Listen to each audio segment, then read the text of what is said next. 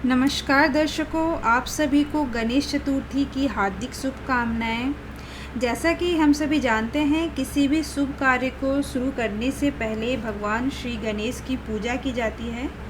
गणेश पूजन से व्यक्ति के जीवन में सुख, समृद्धि और खुशहाली का आगमन होता है, इसलिए इनकी पूजा पूरे विधि विधान से किया जाता है। हिंदू धर्म ग्रंथों के अनुसार चतुर्थी के दिन भगवान गणेश का पूजन करके व्रत कथा सुनना बहुत ही लाभकारी होता है। इसलिए दोस्तों, मैं आपके लिए आज गणेश चतुर्थी की व्रत कथा लेके आई हूँ। इसे आप सुनिए और अगर आपको अच्छा लगे तो प्लीज़ मेरे वीडियो को लाइक करिए, शेयर करिए एंड सब्सक्राइब करिए। तो शुरू करते हैं गणेश चतुर्थी व्रत कथा। श्री गणेश चतुर्थी व्रत कथा के अनुसार एक बार भगवान शिव और माता पार्वती नर्मदा नदी के किनारे बैठे थे।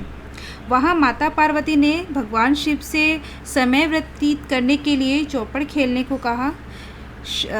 भगवान शिव चौपड़ खेलने के लिए तैयार हो गए, परंतु इस खेल में हार जीत का फैसला कौन करेगा, यह प्रश्न उनके समक्ष उठा। तो भगवान शिव ने कुछ तिनके एकत्रित कर उनका एक पुतला बनाकर उनकी प्राण प्रतिष्ठा कर दी और पुतले से कहा, बेटा, हम चौपड़ खेलना चाहते हैं, परंतु हमारी हार जीत का फैसला करने वाला कोई नहीं है, इसलिए तुम बताना कि हम दोनों में से कौन हारा और कौन जीता।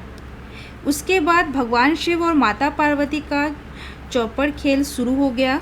यह खेल 3 बार खेला गया और संयोग से तीनों बार माता पार्वती ही जीत गई। खेल समाप्त होने के बाद बालक से हार जीत का फैसला करने के लिए कहा गया, तो उस बालक ने महादेव जी को विजय बताया। यह सुनकर माता पार्वती क्रोधित हो गई और क्रोध में उन्होंने बालक को लंगड़ा होने, कीचड़ में पड़े रहने का श्राप दे दिया। बालक ने माता पार्वती से माफ़ी मांगी और कहा कि यह मुझसे अज्ञानतावश ऐसा हुआ है, मैंने किसी द्वेष भाव में ऐसा नहीं किया है।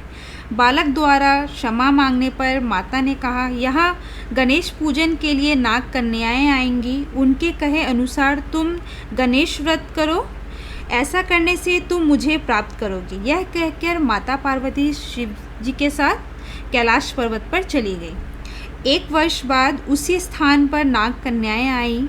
तब नाग कन्याओं से श्री गणेश की व्रत की विधि मालूम करने पर उस बालक ने 21 दिन लगातार गणेश जी का व्रत किया। उसकी श्रद्धा से गणेश जी प्रसन्न हुए। उन्होंने बालक को मनोवांछित फल मांगने के लिए कहा। उस बालक ने कहा कि हे विनायक, मुझ में इतनी शक्ति दीजिए कि मैं अपने पैरों से चलकर अपने माता पिता के साथ कैलाश पर्वत पर पहुंच सकूं और वे यह देखकर प्रसन्न हो। तब बालक को वरदान देकर श्री गणेश अंतर्ध्यान हो गए। इसके बाद वह बालक कैलाश पर्वत पर पहुंच गया और कैलाश पर्वत पर पहुंचने की अपनी कथा उन्होंने भगवान शिव को सुनाई। चौपड़ वाले दिन से माता पार्वती शिव जी से विमुख हो गई थी, अतः देवी के रुष्ट होने पर भगवान शिव ने भी बालक के बताए अनुसार 21 दिन तक श्री गणेश का व्रत किया। इस व्रत के प्रभाव से माता पार्वती के मन में भगवान शिव के लिए जो नाराज़गी थी वह समाप्त हो गई। तब यह व्रत विधि भगवान शिव ने माता पार्वती को बताई। यह सुनकर माता पार्वती के मन में भी अपने पुत्र कार्तिकेय से मिलने की इच्छा जागृत हुई।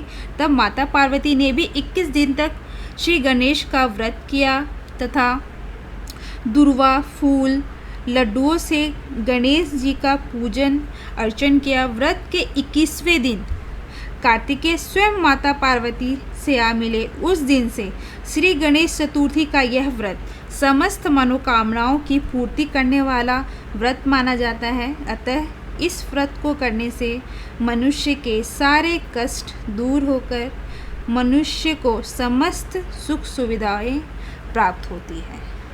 जय श्री गणेश।